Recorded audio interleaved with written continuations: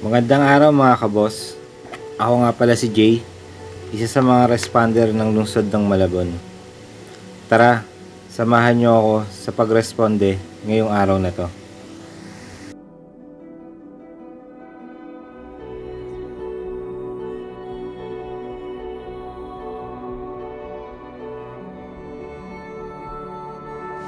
Okay mga boss, ito yung first run natin ngayong araw na to. Siyempre kasama pa rin natin yung Delta natin si Mark Q at si Responder 21. May tawag sa atin ng command center na mayroong patient conduction na kukunin natin sa Balmed at iuwi natin dito sa may barangay Lungos. At ngayon nakuha na natin yung patient natin dito sa Balmed at iuwi na natin siya sa kanilang bahay dito sa may barangay Lungos. Yung patient natin, vehicular accident siya nung gabi. Yung third shift ang naghatid sa kanya sa Balmed. Anong nangyari doon sa patient natin, lasing, tapos bumangga yung tricycle niya doon sa isa pang tricycle. At nung pagbangga ni patient natin doon sa isa pang tricycle, ang napuruhan sa kanya yung kanang tuhod niya. Yun yung nagkaroon ng fracture na kailangan sementohan. Medyo nahirapan din kaming buhatin si patient kasi medyo malaki yung katawan niya, saka PWD siya.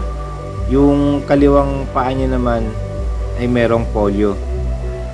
At ngayon nasa bahay na tayo ng patient natin at medyo kalakihan ng katawan ni patient natin at yung kaliwang paa niya polio pa, kaya dahan-dahan natin siyang iaangat dun sa higaan niya. Kaya medyo natagalan din kami kasi sobrang sakit nung kanang paa niya, yung may fractured sa kanya. Halos hindi niya may konting galaw lang, sobrang sakit talaga. Kaya medyo nahirapan yung patient natin na lumipat dun sa kama. Kaya inalalayan natin yung patient natin hanggang sa makahiga siya dun sa kama, hanggang sa maging komportable yung paghiga niya. At paglabas namin doon sa bahay ng patient, may nakita kami ni Responder 21 na nagtitinda ng saging kong yelo. Kaya napabili kami ng saging kong yelo kay kuya. At pagbalik natin ng S5, nasira naman yung ambulansya na gamit natin. Kaya in-advise ng command center na wag na munang gamitin hanggat hindi naayos yung preno. Kaya nakaisang responde lang tayo ngayong araw na to. Yung patient natin kinuha natin sa Balmed, inuwi natin sa may barangay Lungos.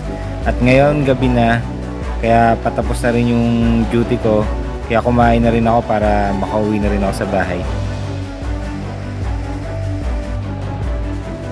Ako nga po pala si Jay, isa sa mga responder dito sa lungsod ng Malabon.